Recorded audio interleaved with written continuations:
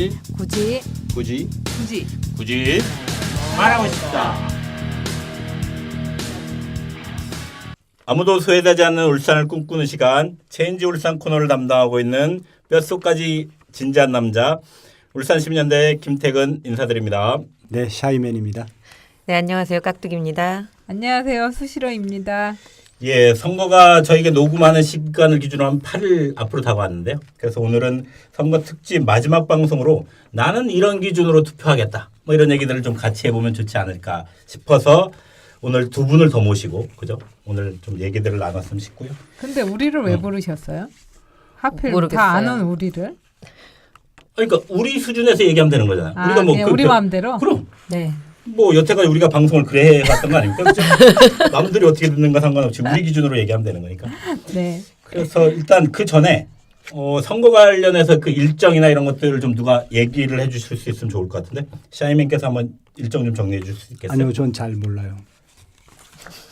이렇게 나오면 난 어떡하라고? 아니, 진지남이 하시죠? 네. 지방선거 투표 일정에 대해서 네. 확인을 하는데 네. 사전 투표일은 이게 저 뉴스 브리핑 김용민의 뉴스 브리핑에 네, 나와요? 문제로 나오더라고요. 8일, 9일 양일간 합니다. 몇 시부터 몇 시까지죠? 시간은 여기 안 정해 주셨는데요. 오전 얘기해 6시부터 네. 오후 6시까지. 12시간 동안 네. 이때 우리의 문재인 대통령께서 투표를 하신다는 거죠. 뭐 하시겠다라고 일단 공표를 네. 하신 것 같아요. 네. 그래서 사전 그리고 같은 기분으로 찍고 나와야 되겠네요. 근데 사전 투표소는 웬만하면 주변에 그냥 다 있는 것 같아요. 사전 어디 투표는 있죠? 예, 지역하고 상관없이요. 네.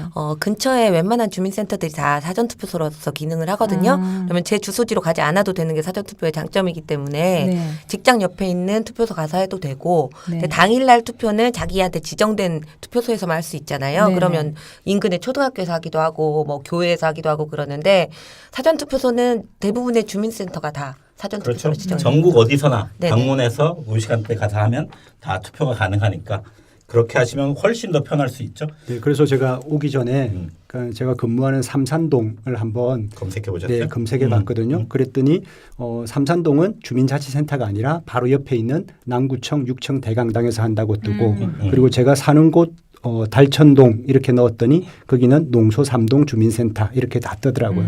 그래서 홈페이지에서 쉽게 확인할 수 있습니다. 그렇죠. 자기가 있는 곳에서 그냥 있는 곳 주소 치면 가까운 네. 곳이 아마 안내되고 뭐 이런 것들은 갖춰져 있는 것 같아요. 대신 신분증은 꼭 가져가셔야 투표할 수 있습니다. 네. 그렇죠.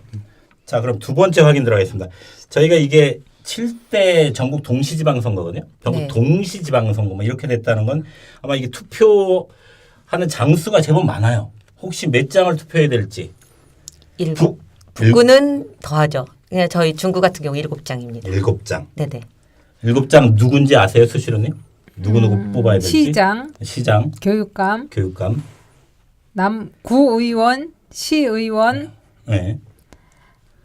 또 뭐 왜 이렇게 많지 근데? 구청장. 구청장. 구청장, 그래도 아직 둘이 부족하네. 구의원 시의회 비례, 구의회. 구의원 비례대표들 각각 있죠. 그래서 7장에. 야 많다 그죠. 북구는 국회의원 보궐선거가 있어서 8장. 8장.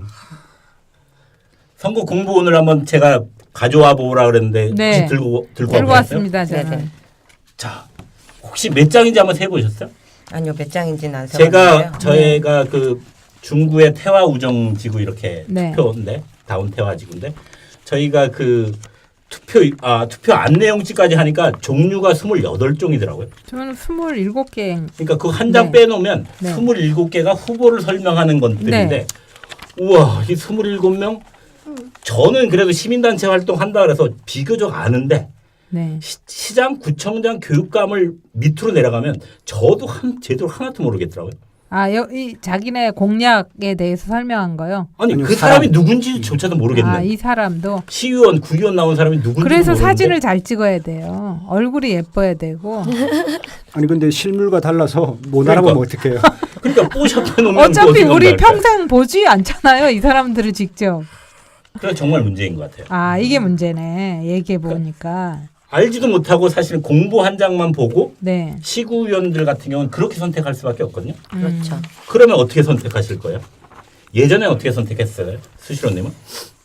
투표하실 때는 예전에는 줄 투표하셨어요? 그렇게 주변에서 사실 주변에 많이 이야기를 하고 주변의 권유? 아니요. 그러니까 평상시에 저도 어떤 정치적 마당발이어서? 지향성이 뚜렷하니까 그런 사람들과 얘기를 많이 하고 내가 이 사람은 이렇게 느껴지는데 괜찮은 것 같다 찍겠다. 그럼 어떤 사람 니 잘못 알고 있다. 그 사람이 어떤 문제가 있다. 뭐 이런 경우가 있어서 좀 근데 실은- 분명히 알고 찍은 경우가 있죠. 네, 그렇게 되는 건 굉장히 그렇죠. 행복한 경우인 거죠. 그래서 그러니까 뭐 가끔 이제 여론조사를 하면서 후보를 어떤 기준으로 선택합니까라고 하는 질문이 있잖아요. 그렇죠. 그러면 거기에 단골로 나오는 게 후보자 개인의 능력적 인물, 그다음에 정책과 공약, 소속 정당 뭐 이런 정도, 그리고 뭐 교육감이나 이렇게 가면 뭐 도덕성 뭐 이런 정도가 붙어요. 그런데 그러면 가장 많이 사람들이 얘기하는 게 형식적으로는 후보자 개인의 능력적 인물됨을 보고 투표한다라고 얘기를 하는데 그 인물을 알 수가 없어요. 인물됨을 알 길이 없죠. 네네. 그렇다면 이건 실제로 투표를 하는 기준으로 얘기하는 인물됨 혹은 후보자의 뭐 능력 이걸 유권자가 어떻게 평가할 수 있을까? 이 공보물로 과연 알 수 있을까? 그러니까 예를 들어서 우리 진지남도 울산의 가장 시사적인 문제 그리고 마당발이라고 하는 진지남조차도 공보물에 나와 있는 대부분의 사람들을 알지 못한다면 과연 이 선거가 제대로 되고 있는 거 지금 이렇게 나가면 안 되죠. 죄송. 상관없습니다. 아니 지루하니 딱 좋아요. 아니요. 근데 참 오늘 이제 정치를 잘 모르면서 하는 소리 같은데 시의회나 구의회는 네. 비례 비율을 더 늘리는 게 좋지 않을까 하는 생각을 해본 적이 있거든요. 왜냐하면 시의회랑 구의회에서는 그러니까 선거비 보전도 안 되는 사람들이 나오질 못하니까 그렇죠. 시의원 후보, 구의원 후보는 큰 정당 사람들만 계속 나오거든요. 근데 비례표가 있다고는 하지만 원래 의회 자체가 조그마니까 소수고요. 그래서 언제나 뭐 울산 시의회나 중구의회에서 내 정치적인 뭐 지향이나 내가 원하는 모습을 반영해 준 사람은 단 한 사람도 없다는 생각이 들 때가 참 많이 있습니다.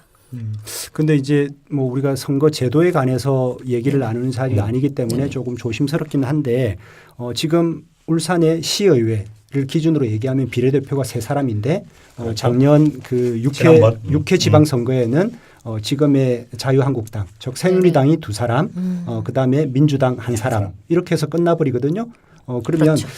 이게 이제 흔히 말하는 연동형 비례대표제라든지 득표수를 조금 더 촘촘하게 반영하는 이런 선거 제도의 개편 없이 비례대표를 늘리기만 한다면 쉽지 않은 문제가 될 것 같아요. 지금은 비례대표가 누군지 잘 모를 수도 있어요. 우리가 의원이 누군지도 잘 모르죠. 네. 사실. 네네. 뭐 그냥 일단 쉽게 각 정당이 가봅시다. 비례대표 의원 네. 수를 해서 이렇게 순서대로 해서 공지는 하는데 네. 실제로 저희 그 공부 왔던 것에도 보면 다 들어있는 있긴 해요. 예, 근데 나와 있습니다. 그분이 뭐 하셨던 분인지는 단 그냥 경력만 몇 줄 들어있는 경력만 상황이거든요. 있죠. 그래서 그걸 보고 이분이 시의원, 구의원이 됐을 때 어떤 일을 할 수 있겠다라는 느낌들을 받기가 되게 좀 어려운 구조라고 볼 수 있죠. 그래서 저도 이번 선거에서 상상해 본 건데 네, 상상. 마을 사랑방 같은 데가 상시 열려 있으면서 네. 거기에서 일정 기간 동안에는 항상 열려 있는 상태 후보들이 앉아 있고 늘 어떤 이야기를 질문하고 답하고 하는 자리가 있어야 되는 게 아닐까 면대면 이런 상상을 했어요. 왜냐하면 남구라고 하면 그렇게 크지 않거든요. 네. 남구 의원이 남구 일을 다 하잖아요. 그러면 남구를 의원을 만나서 얘기를 해야죠. 그래서 그런 얘기를 할 공간이 필요한 게 아닐까. 너무 기간도 조금 늘어나야 되고요. 그렇죠. 너무 모른다. 네. 지금 저희는 이런 그 생각을 선거운동 했어요. 그러니까 네. 예를 들면 시의원이나 구의원 기준으로 보면 한 달 전에 등록해서 본선거 기간 15일 동안만 운동할 수 있게 돼 있거든요. 네. 근데 영국이나 다른 나라들 보면 금방 말씀하셨던 것처럼 1년 365일을 다 이렇게 선거운동이 가능해져요. 그렇기 때문에 동네에서 이 그렇죠. 시구의원 하시는 분들 네. 같은 경우는 그리고 가가오 방문도 거긴 가능해요. 그렇죠. 그게 네네네. 필요하죠. 그렇기 때문에 오히려 이분들이 지금 엄청난 공약들을 내세우거든요. 예를 들면 시의원, 구의원들이 막 국립병원 유치하시겠대요. 이거 시장님도 만만치 않은 공약인데 이런 공약들을 내세우는데 거꾸로 그런 저희가 정치 선진국일수록 오히려 시민들이 얘기했던 공약 구체적인 그렇죠. 공약들을 얘기하는 거 이렇게 네. 좀 바뀔 필요는 있죠. 그러니까 그 반상회 같이 마치 그렇죠. 사랑방 같이 늘 열려서 늘 이야기하는 공간이 필요해서 저 사람 얘기해 보니까 정치 의식도 괜찮고 일을 처리하는 능력도 괜찮더라. 저 사람 뽑자 이래야 되는데 그냥 당 보고 뽑고 원래 그 일을 해야 될 사람에 대한 능력은 평가할 기준이 없는 거예요. 아니 그래서 저는 선거 제도나 선거 문화가 그렇게 바뀌기 전까지는 투표 안 네. 하려고요. 정말 네. 그건 또 너무 뭐 그것도 너무 방법이라 가시는 거 아닌가? 치고 그래서 자한당의 홍준표님께서 그래 얘기하셨다면요. 뭐라고? 공약대로 다 하면 님께서. 나라 망한다. 그것도 모르고 뽑냐 막 이랬다면요. 정말 투표 안 하시려고? 네. 일단 투표하셨잖아. 안 하려고요. 왜? 네, 왜 갑자기? 네. 전 아나키스트가 되기로 했습니다. 그래 혹시나 공보를 한번 쭉 다 보셨어요? 느낌들이 좀 어떠신가요? 이렇게 일단 대충은 좀 살펴봤는데요. 아까 앞에서도 뭐 시의원이나 구의원이 국립병원 유치를 얘기하고 그런다 했는데 자기가 어떤 역할을 수행하는 위치에 입후보했는지 정확히 모르는 분들도 계신 것 같아요. 그러니까 의회가 할 수 있는 거하고 구청, 구의 행정 자치단체가 할 수 있는 일하고 그 구분도 잘 안 되고요. 시민들은 그럼 제대로 알까요? 시민들도 모르죠. 그러니까 서로 모르면서 그러니까 누구는 이렇게 주장하고 누구는 저는 저거 할 수 있을까 뭐 이렇게 하는 거 아닌가? 만약에 보면? 요즘에 지금 이번 지자체 선거 때 타워를 짓겠다는 지자체들이 엄청 많던데 만약에 울산에서도 무슨 울산 타워를 짓겠다고 하면 대통령부터 시작해서 구의원까지 그걸 공약으로 내세울 기세인 거예요 지금. 그래서 이렇게 구분이 안 돼 있으니까 막 답답하다는 생각도 좀 들었고요.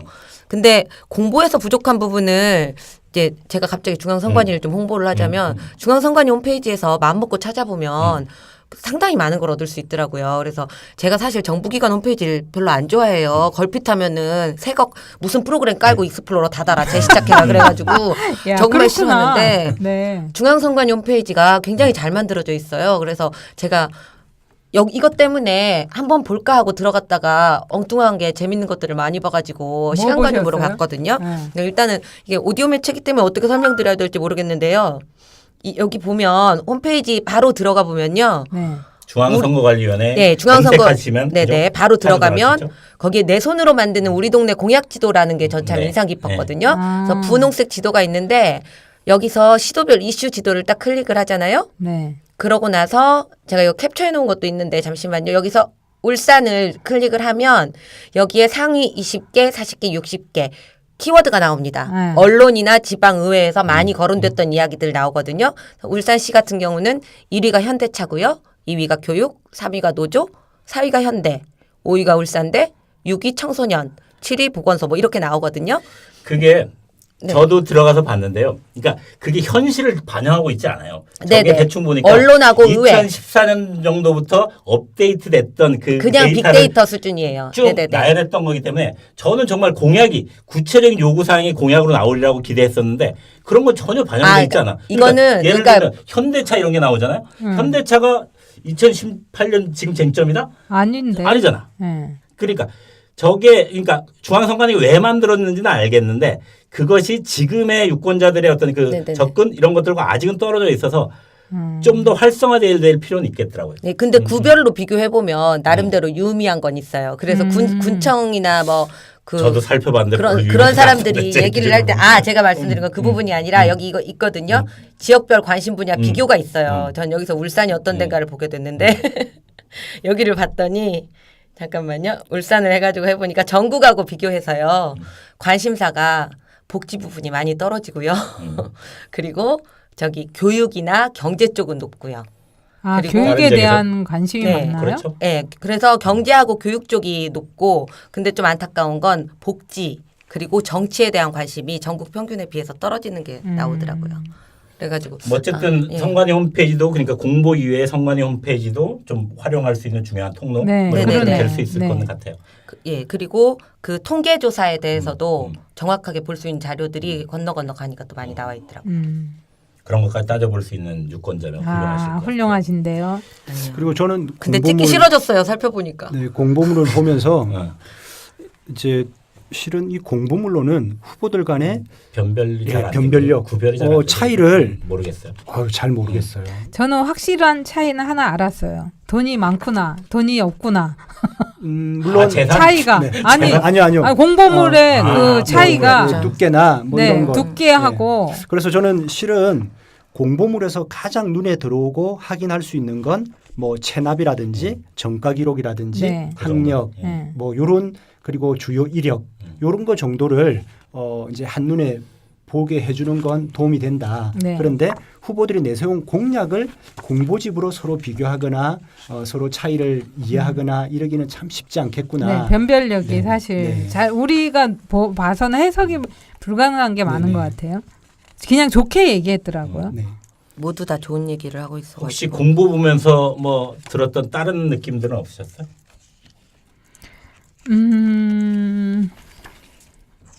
그러게 다 웃고 있다. 그렇죠. 뭐 그거 없으셨으면 이제 그러면 공보물이 선택 기준이 아니면 이제 어떻게 선택하죠? 우리는? 나는 그런데 크게 이렇게 구분은 할 수 있어요.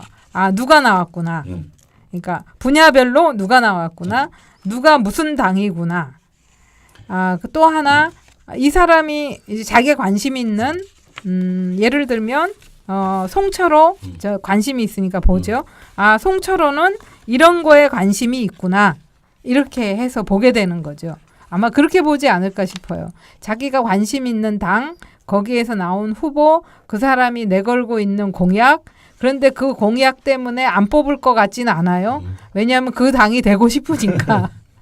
그리고 이제 공보물을 다룰 때 아주 조심하셔야 될 게 네. 그 우편으로 배송돼 온 그 네. 순서를 그대로 잘 유지해야 돼요. 왜요? 네? 자칫 잘못하면 이 시장, 구청장 나중에 이렇게 찾지를 못해요. 너무 많아서. 네. 그렇지 섞이면 네. 이 사람이 시장 후보인지 이 사람이 시의원 후보인지 설마 그러니까 그것도 그거 특징은 하나 맞아요. 있었던 것 같아요. 예를 들면 기호 1번들은 파란색을 되게 강조하고 더불어민주당을 엄청 강조해요. 네. 근데 기호 2번은 네. 자기가 자기가 무슨 소속 당인지 숨기는 것들이 이번에 두드러졌던 것 같아요. 심지어는 모 시장 후보는 뺐어요. 얼굴을 뺐어요. 그렇죠. 그런 것들이 어쨌든 그러니까 정당 지지율들이 반영된 것들이 공보에서도 좀 보이는 것 아니냐 뭐 이런 생각들은 좀 드는 것 같아요. 네. 공보물이 네. 뭐 내용도 비슷하고 그러긴 한데 일단은 정치에 평소에 이제 관심이 없었던 일반 시민들의 눈높이에서 봤을 때는 공보를 보는 거에서부터 시작해야 되지 않나 하는 생각은 들거든요. 그래서 이걸 가지고 어떤 판단의 기준이 사람마다 다 다르긴 할 텐데요. 그래도 좀 봐두는 게 찍지 않더라도 설사 기권을 하더라도 우리 동네에서 누가 하고 있는지는 좀 알고 사는 데 도움이 되지 않을까 하는 생각은 들었습니다. 자, 아까 그 샤이맨께서 얘기하셨던 인물도 공보로도 잘 구별이 안 돼. 정책은 비슷비슷해.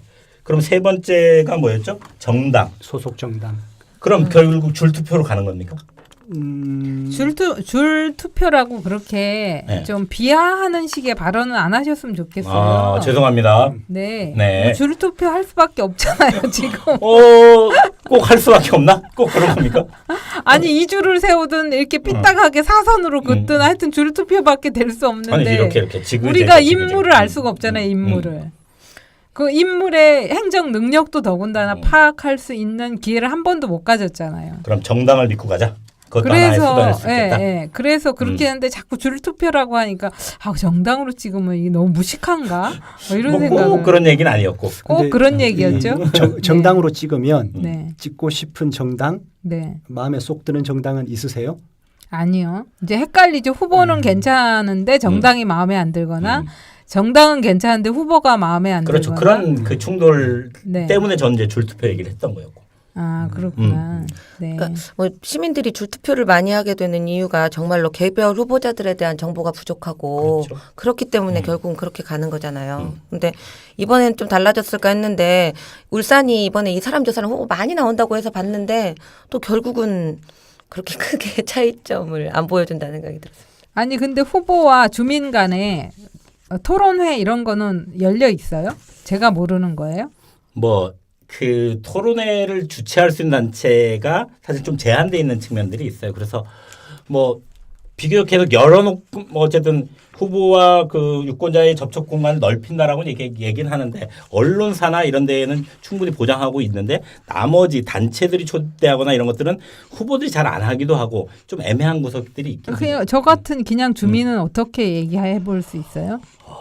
그냥 길거리에서 만나셔서 아니면 그 사무실에 그럼 찾아가셔서 악수하고 그 뭐죠? 너무 짧게 명함 그죠? 받고 그거 그렇죠. 끝이에요. 그렇죠. 예, 그리고 일방적으로 얘기를 듣는 거죠. 뭐 누구를 뽑아 주십시오. 뭐 저는 어떤 사람입니다. 하지 저의 질문을 받지는 않죠. 그래서 선거운동 기간들을 좀 넓히거나 이런 것들은 네. 좀 기본적으로 어쨌든 선거 제도 자체에 대한 손질 이런 네. 것도 좀 필요해 보이는 부분이 있는 것 같아요. 자, 쉽지 않은 선택들을 계속해야 되는데 그 선택 기준에 최근에 지금 울산은 원래 평소에는 그 소위 얘기하는 시장하고 교육감 이런 사람들 그 지지도 조사를 잘 안 했었거든요. 네. 근데 몰아서 요새 이틀에 한 번씩 그냥 언론사들이 다 발표를 하고 있어요. 이 여론조사가 본인이 선택하는데 어떤 영향들을 미치고 있을까요? 예, 안심을 해서 샤이맨 같은 경우 투표를 안 한대요. 안심을 해서. 안심을 해서 그런 건가? 아닌데요? 그런 것 같아요. 전혀 아닌데요? 아니에요? 네네. 여론조사가 예전에는 좀 네. 믿음이 갔었거든요. 근데 그 핸드폰 문화로 바뀌고 나면서부터 여론조사의 한계가 너무 많이 보이고 그 뭐 자료에 보니까 최근에 했던 울산 지역 여론조사 중에는 그 응답률이 20%된 데가 한 개가밖에 없더라고요. 그 평균 응답률. 예, 예. 응답률이. 진짜 뭐 5%짜리도 있고 그래가지고 이렇게 응답률이 없는데 여론조사가 뭐 얼마나 큰 의미가 있을까? 그러니까 예전 선거에 비해서 출구조사 정확도는 높아졌는데 여론조사는 헛다리도 많이 짚는 것 같고 그래서 지금은 별로 신경을 쓰지 않습니다. 예, 어쨌든 최근에 문제가 됐던 예를 들면 이틀 상간으로 발표됐던 지역의 하나의 그 신문사에서 발표했던 여론조사와 그 이후에 방송사 여론조사 결과가 완전히 대비가 됐거든요. 시장 선거는 울산에서요? 네, 시장 선거는 1, 2위도 바뀌었고 네. 1, 2위 프로테지가 엄청나게 그러니까 두 조사만 비교하면 거의 30% 이상의 지지율 격차가 나는 이런 여론조사 결과도 발표됐거든요. 그래서 샤이맨께서는 어쨌든 하시는 일 중에 또 이런 일도 계셔서 여론조사 본인은 여론조사를 안 하시는 것 같아요. 선거 여론조사는 네네. 왜 그렇게 되셨는지 그리고 여론조사를 우리는 어떻게 봐야 될지에 대해서 본인 생각이 되게 많으실 것 같은데. 뭐 그 제가 유사한 업에 종사하고 있지만 선거 관련된 여론조사를 하지 않는 이유는 크게 두 가지인데요. 하나는 현실적으로 요즘 요구되어지는 여론조사의 시스템을 갖추기 위해서는 꽤 많은 투자가 필요합니다. 그런데 지역에서 여론조사를 할 수 있는 시장은 제한되어 있기 때문에 뭐 그걸 위해서 많은 투자를 할 이유는 없다. 첫 번째 현실적인 이유죠. 두 번째 그렇게 해서 하더라도 제대로 된 여론을 수렴하거나 파악하는 게 쉽지 않다라고 하는 두 가지 이유. 그래서 뭐 대략적인 경향을 보여줄 수는 있겠지만 실은 언론사에서 이렇게 여론조사를 지속적으로 발표하고 그것이 유권자들이 후보자를 표심에. 선택하거나 투표를 하는 행위에 아주 중요한 근거 자료가 되는 건 저는 바람직하지 않다라고 생각을 하는 실은 선거 여론조사 조금 무용론자이고요. 예를 들어서 후보의 캠프에서 필요에 따라서 자기의 후보가 어느 정도 위치에 있는지를 파악하기 위해서 여론조사를 하는 건 그건 아무 문제 없다고 봐요. 그런 건 뭐 선거운동의 일환으로 할 수 있는데 여러 언론에서 이걸 앞다투어서 가장 중요한 정보로 제시하는 것 이건 조금 그것에 의해서 실제로 네. 결정이 예, 그런 건 상당부 조금 좌우되는 것 네. 이건 좀 문제겠다. 그러니까 왜 그런 생각을 하냐면 방금 깍두기님이 응답률 뭐 이렇게 말씀하셨는데 정말 이렇게 3%가 되지 않는 조사도 있어요. 그러니까 방금 얘기했던 가장 크게 다른 여론조사와 큰 차이를 보였다는 이제 지역의 모 신문에서 했던 그 조사는 전체적인 응답률이 2.7%밖에 되지 않아요.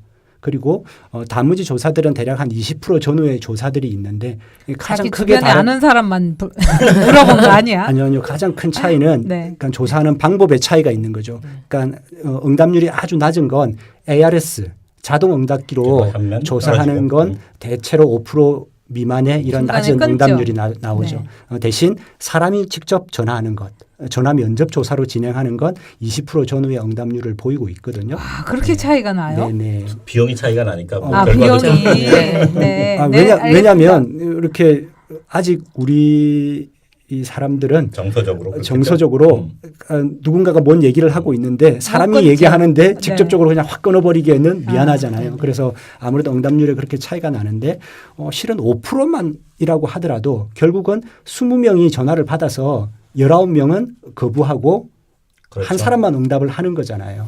그게 그러면 대표값이 되는. 그러니까 이게 그 유권자의 모집단과 굉장히 달라질 가능성이 높아지죠. 그쵸. 어떤 특정한 경향을 가진 사람들이 응답을 할 확률이 높아지지 않냐라고 미루어 짐작할 수 있는 거죠. 네. 이제 그런 문제들이 있고요. 그리고 또 하나는 그게 네. 직업이신데 네. 자기 직업에 대한 확신을 그렇죠. 갖고 있지 못하시는 선거 여론조사에서만 그런 겁니까? 선거만 아니면 다른 그런가요? 나머지 여론조사에서도 그건 흔히 그런 대부분 얘기하는 거 아닙니까? 통계도 거짓말이지만 여론조사도 거짓말 개연성이 되게 큰 거다. 그렇죠. 그러니까 거짓말이라기보다는 조작될 실은 게- 거짓말이 될 수 있는 가능성들이 가능성이 너무 많이 도처에 숨어 있는 거죠. 그렇죠. 이제 우리가 이제 보통 뭐 표본 오차 신뢰 수준 95%에 플러스 플러스 마이너스 마이너스 뭐 어쩌고 3점 몇 프로라고 얘기를 하는 건 굉장히 허상의 하나입니다. 그런 기계적으로 계산되어지는 것이고 너무 어렵다. 좀 변화된 사회에 안 맞는 거 아닌가요? 옛날에는 그렇죠. 표본 집단이 모 집단을 대표할 수 있는 그렇죠. 확률이 굉장히 높았는데 지금은 굉장히 다양한 집단들이 있기 때문에 그게 아니, 쉽지 않을 것 안심번호를 받거나 이래도 저게 마찬가지로 떨어진다? 어, 휴대전화로 어쨌든 하게 되면 응답률이랑은 안심번호랑은 크게 관계가 없고요. 이제 안심번호를 받는 이유는 그러니까 이제 표본 추출의 용이함을 위해서 안심번호를 받는 거죠. 네, 뭐 그렇기 때문에 응답률이랑 직접적인 관계는 없는 것 같고요. 예를 들면 한 가지만 더 말씀드리고 싶은 게 교육감 이제 그러니까 지지도를 파악하는 데서는 후보들마다 뒤에 붙이는 직함이 달라요. 예를 들어서 그렇죠. 그다음에 이제 또 예를 들어서 김석기 교육감 후보 같은 경우에는 대부분의 여론조사에서 초대, 4대, 전 교육감이라고 네네네. 얘기를 해요. 있어 보이잖아요. 그것도 해야죠. 하다가 그건 불명예 누가 퇴진한 교육감 그것도 있어야죠. 그거는 누가 그렇죠. 정해요? 그건 이제 여론조사 기관에서 이제 네, 그러니까 의료기관에서 정하겠죠. 언론사나 이런 데서 그렇게 정하겠죠. 네.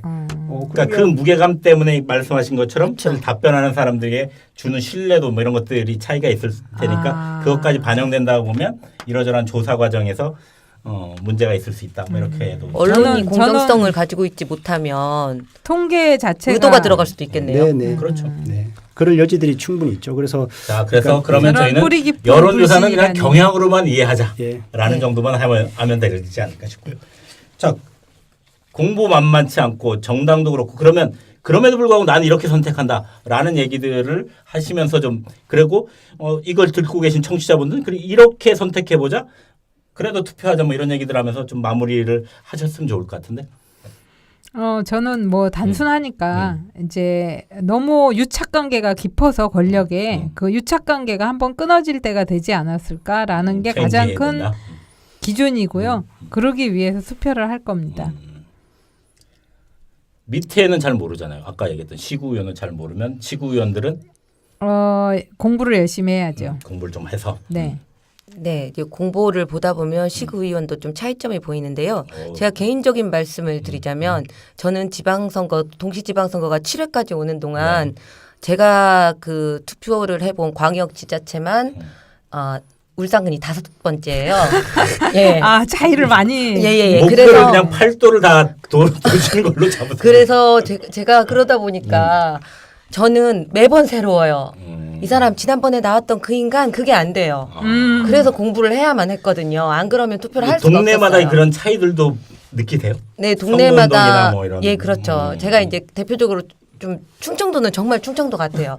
예, 드러나질 않아요. 얘기 좀 해주세요. 잘- 어떻게요? 이 같은 선거 기간에도 여기가 시끄럽지가 않아요.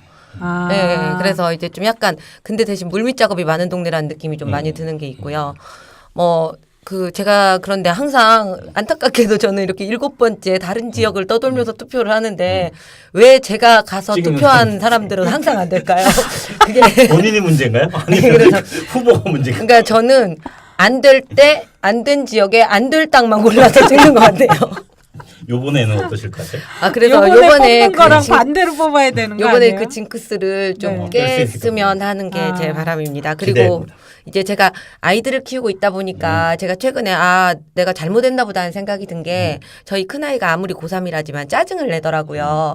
수업 시간에 후보자 유세 차량들이 소리를 내고 학교 앞에를 지나가면 얼마나 성질이 나는지 모른다고 그러면서 학교가 밀집된 지역에서는 그거 못하게 하면 안 되냐고 그러면서 홈플러스 사거리 완전 피크 지역이잖아요. 근데 학교가 그렇죠. 거기 몇 개가 있거든요. 그렇군요. 그래서 그 친구가 그 얘기를 하는데 한편으로는 엄마가 정치에 관심이 좀 있다고 했어도 애한테는 또 그 얘기를 충분히 못했나 보다. 얘는 정말 나랑은 다른 생각을 하는구나 하는 생각이 좀 들었거든요. 그래서 시끄러워도 된다? 아니요, 그건 아닙니다. 그러니까 좀 디테일하게 손볼 필요가 있다는 생각은 들었고요. 그 부분에서는 이렇게 내 세대하고는 젊은 세대하고는 생각하는 게 다르니까 이게 좀 빨리 이런 풍토가 좀 정치 풍토가 좋아지지 않으면 앞으로는 정말 젊은 사람들은 정치를 영영 외면할 수도 있겠다. 우리는 그래도 한다고 하잖아요. 아마 제 아이도 투표권이 생기면 안 할 수도 있겠다는 생각이 강렬히 들었습니다. 네. 저는 내일 6월 6일 현충일을 맞이해서 휴일 갑자기 이래. 왜 현충이라고 도대체 네. 선거하고 아니, 서두를 까는 이유가 있어요. 네. 내일이 노는 날이잖아요. 네. 그래서 처음 투표권을 가진 딸아이와 공보물을 같이 공부하기로. 갑자기 밑밥을 딱 까시고. 그렇게 하고 저는 다른 투표해라 난 안 할게 이러실 거네요. 근데 이제 저는 뭐 안 하지는 않을 것 같고요. 근데 네. 뭐 될 사람한테 할 것 같지는 않습니다. 될 사람한테 할 것 같지는 않고요. 그리고 제가 앞에 울산시 비례의원이 3명이라고 얘기를 했는데 제가 대략 시뮬레이션을 해보니까 민주당 45%, 자한당 35%, 네. 그리고 민중당이랑 정의당이 합쳐서 한 15%. 단 두 당 다 5% 이상은 받아야 되겠죠. 그렇게 되면 비례의 한 사람 정도를 네. 가져올 수 있을 것 같아요. 그래서 저의 이번 이 제7회 전국 동시지방선거의 가장 큰 꿈은 네.